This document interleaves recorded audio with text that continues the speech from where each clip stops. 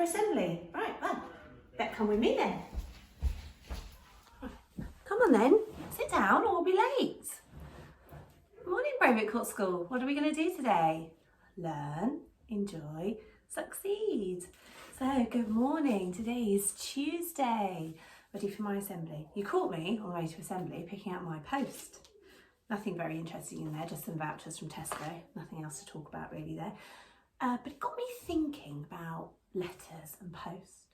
And it made me think that about back in the olden days when I was at primary school, I used to get a lot more post, used to write a lot more letters. These days we don't get post very often. And it got me thinking to remember when I was younger, how it felt when I used to get post. So I've got something I want to show you. You want to see? I've got this special box. I keep this special box.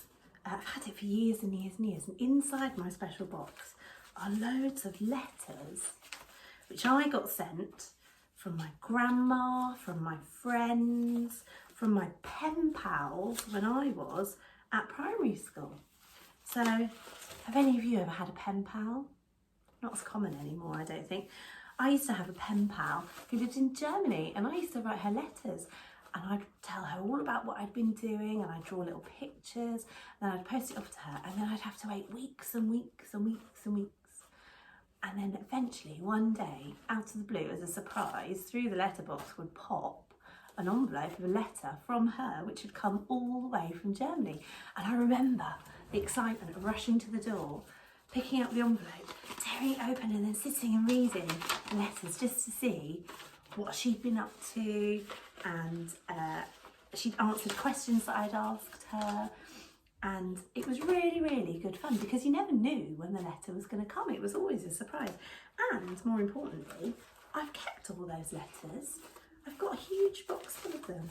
I've got more upstairs as well.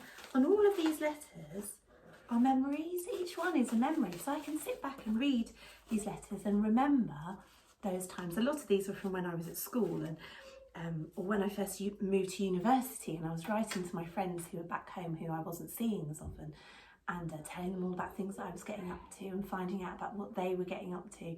And it was really, really exciting and a really lovely way of keeping in touch. There are lots of reasons why you might get post. People get sent bills in the post. They get sent important letters in the post. You might get parcels or deliveries. I don't know about you, but at our house we seem to have the Amazon delivery every other day. You might get letters from friends and family, and also you might get postcards. Now, just so happens, I have a postcard here. Each one of you got given one of these at the end of school when we left school, not last week, the week before. And so hopefully you all still know where it is. Now, you should be familiar with these. These are our Braywick Court School postcards, and quite often we send these to you at home for all sorts of different reasons. We also sometimes send them to the staff, to each other. In our staff room at school, we have a whole board full of these where we write postcards to each other about people who are Braywick Court School staff. So, what I wanted to talk to you about today was to see whether you could think of somebody that you could send your Braywick Court School postcard to. And I know this is one of the challenges on the bingo board. So if you complete this, big tick, and you can get yourself a house point.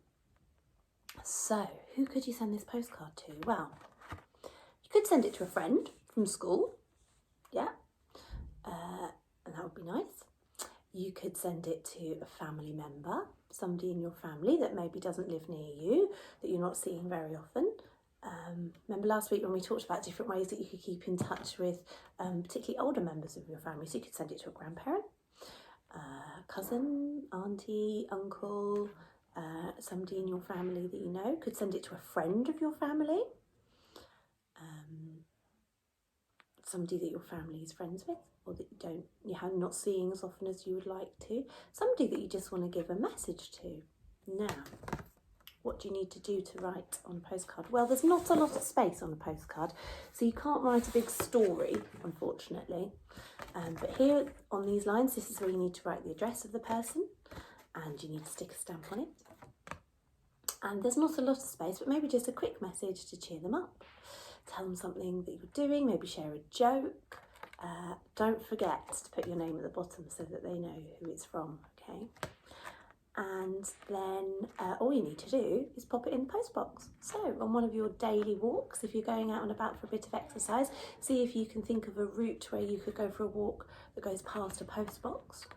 Pop it in there, and within a couple of days, your postcard will have arrived and you could bring a smile to somebody's face when they see your lovely message. Wouldn't that be great?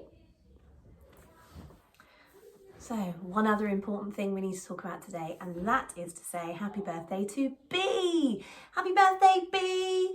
We hope you have an amazing day. So you're all ready to join in and sing with me. Happy birthday to you. Happy birthday to you. Happy birthday, dear B. Happy birthday to you. Hope you have an awesome day. Send us a photo of what you're doing to celebrate today, B. Okay. So that's it from me today. I hope you guys have an awesome day. I hope you have lots of fun writing your postcards and sending it to someone. And if sending your postcard to someone is really successful, then why don't you think about, after you've done that, maybe writing a longer letter or a story or drawing a picture and sending those to somebody that you love. Okay, right, I'll see you again soon. Have a great day. Bye.